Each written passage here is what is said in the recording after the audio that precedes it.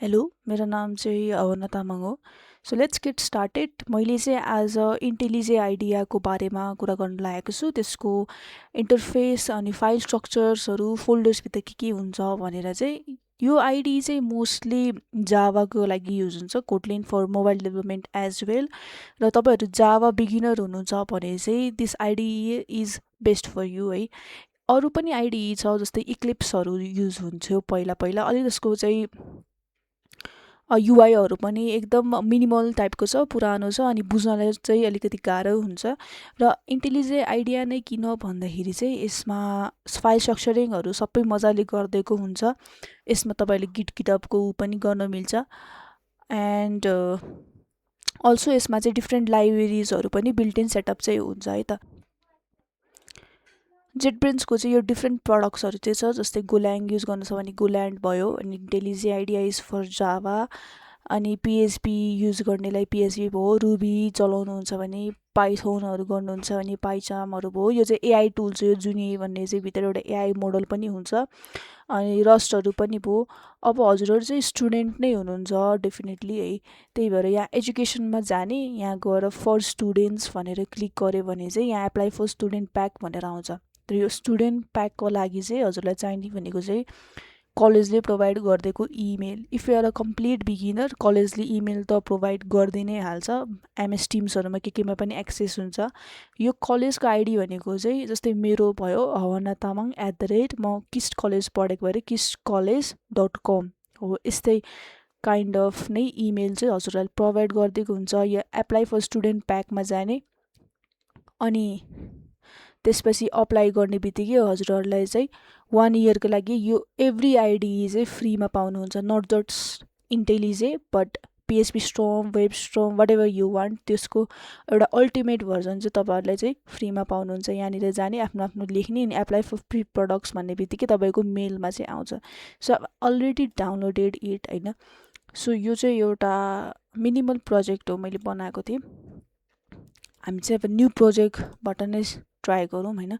So जावामा जाउँ, अनि यहाँनिर न्यू प्रोजेक्ट भनेर लेख्ने एउटा, एन्ड देन मलाई डकुमेन्ट्समा नै गएर राखिदिन्छु। अनि बिल्ड सिस्टम चाहिँ म यसलाई मेभेन चुज गर्छु। अब मेभेन भनेको के हो भन्दाखेरि चाहिँ एउटा प्रोजेक्ट बिल्डिङ टुल हो, जसले चाहिँ पिओएम भन्ने मोडलहरूमा चाहिँ काम गर्छ, र it is very easy tool होइन। जस्तै तपाईँहरू नोड.js त थाहा छँदैछ होला।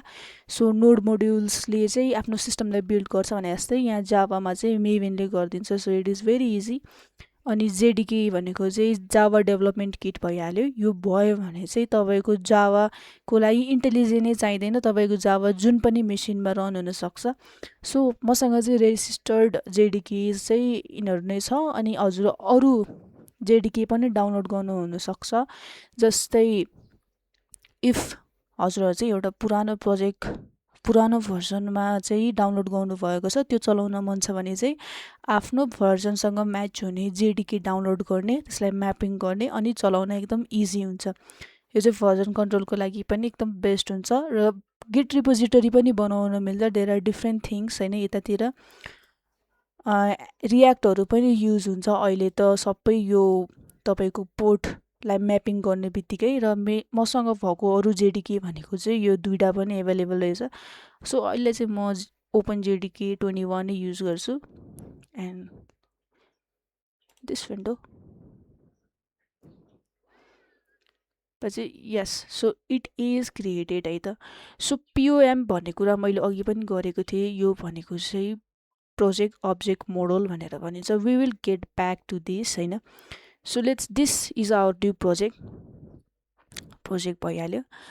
अनि यो आइडिया भन्ने फाइलमा चाहिँ तपाईँको सबै कन्फिगुरेसन्सहरू हुन्छ तपाईँको प्रोजेक्ट रन गर्नको लागि। यो मेभेन भनेको बिल्ड टुल हो। This is the main source file होइन। यहाँनिर अझ के कोड्सहरू त अलरेडी लेखेको नै रहेछ। सो मेन हुन्छ जावा हुन्छ com.havana भनेको चाहिँ एउटा प्याकेज बनाइदिएको हुन्छ। So we will talk later about this. अनि this is the main file. यहाँ चाहिँ अब आफ्नो छ, यहाँनिर एउटा उ गरी पनि रहेको छ, अनि आफ्नो पछि गएर चाहिँ कन्फिगरेसन्सहरू एडिट गर्नु पऱ्यो भने चाहिँ यहाँ जाने, you can add here anything, तपाईँहरू डकर सकर सबै के चाहिन्छ सबै नै मिलाएर राखेको हुन्छ होइन। सो यो भइहाल्यो। Let's run this file. यहाँ जाने अनि क्लिक गर्ने बित्तिकै रन पनि हुन्छ है त। यसले चाहिँ पुरै हेलो वेलकम भनेर प्रिन्ट पनि गर्यो अनि यो फर लुप लगाएर चाहिँ 1 देखि 5 सम्म चाहिँ यसले सबै प्रिन्ट गरिदियो। सो यहाँनिर चाहिँ आफ्नो एउटा प्रिन्ट गर्न मन छ भने चाहिँ SOUT मात्रै लेखिदिए नि हुन्छ। system.out.println भनेर भनेको छ। यसले चाहिँ हाम्रो प्रिन्ट गर्छ र प्रिन्ट एलएनले चाहिँ के गर्छ भन्दाखेरि चाहिँ यो लास्टको एलएन छ नि यसले चाहिँ नेक्स्ट लाइनमा पनि प्रिन्ट गरिदिन्छ। इफ प्रिन्ट मात्रै लेख्नु भयो भने चाहिँ त्यो एउटै लाइनमा नै प्रिन्ट हुन्छ। सो भन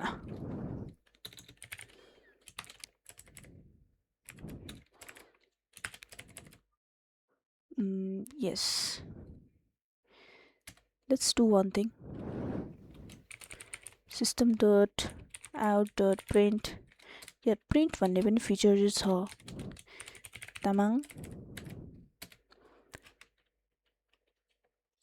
and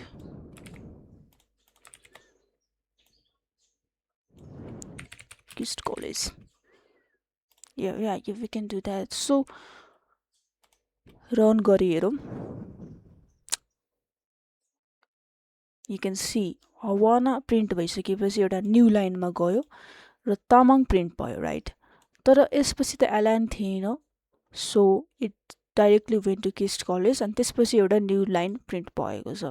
so this is the most basic thing. अनि if you have given a close consideration into this video थाहा हुन्छ होला यहाँनिर मैले रन क्लिक गर्ने बित्तिकै यहाँनिर टार्गेट फाइल पनि क्रिएट भइसकेको छ र यो भनेको चाहिँ हजुरहरूको मेन एउटा अगाडिको बिल्ड फाइल हुन्छ नि त्यसलाई चाहिँ यो टार्गेट भनेर छ। यसमा चाहिँ यो आयो भनेर चाहिँ केही पनि फरक पर्दैन, यसमा चाहिँ हजुरको त्यही जेनेरेटेड कोड नै हुन्छ।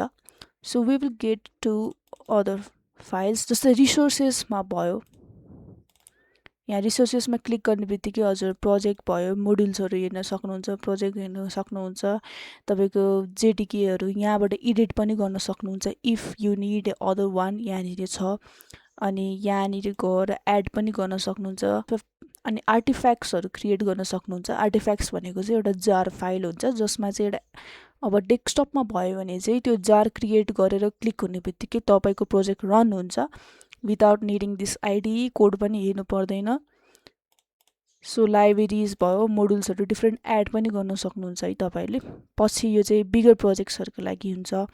सो .git ignore भन्ने फाइल पनि छ। अब जावाको file structure is a very big, we don't want all this thing to go into the GitHub होइन। अब सबै कुरो गिटअपमा हालेर पनि सम्भव पनि छैन, एउटा सेफ पनि हुँदैन। इफ हजुरहरूले इन्भाइरोमेन्ट भेरिएबल्सहरू नै हालिदिनु भयो भने चाहिँ यो project is not safe. So the git ignore file is over here. पछि गएर आफ्नो डिफ्रेन्ट इन्भाइरोमेन्टहरू बनाइन्छ त्यसलाई चाहिँ यहाँनिर लगेर लेखिदिएपछि यो गिट हबमा जाँदैन। This is the basic things. अनि pom.xml भनेको चाहिँ यो चाहिँ मेभेनको लागि निड हुने एउटा XML फाइल हो र पम भनेको चाहिँ प्रोजेक्ट अब्जेक्ट मोडल भनेर भनिन्छ है त। यसमा चाहिँ तपाईँको मेभेनको भर्जन लेखेको हुन्छ, एकदम बुझ्न इजी छ। तपाईँको ग्रुप आइडी के हो, ग्रुप आइडी भने मैले अघि भनिहालेँ दिस इज अ प्रोजेक्ट, एउटा प्याकेज हुन्छ नि त्यो भइहाल्यो। आर्टिफ्याक्ट आइडी भनेको तपाईँको प्रोजेक्टको नाम अनि तपाईँको भर्जन अहिले कुन छ त भनेर चाहिँ यहाँनिर देखाइएको हुन्छ। सो यहाँनिर प्रपर्टिज भनेर भनेको छ। मेभेनमा यो कम्पाइलर सोर्स भनेको यो जेडिकेको प्रपर्टिज भयो होइन। अनि UTF-8 भनेको त यो त ल्याङ्ग्वेजको हो यो। अनि यसमा चाहिँ हजुरले डिफ्रेन्ट डिपेन्डेन्सिजहरू पनि इन्स्टल गर्न सक्नुहुन्छ। जस्तै we go to here Maven central,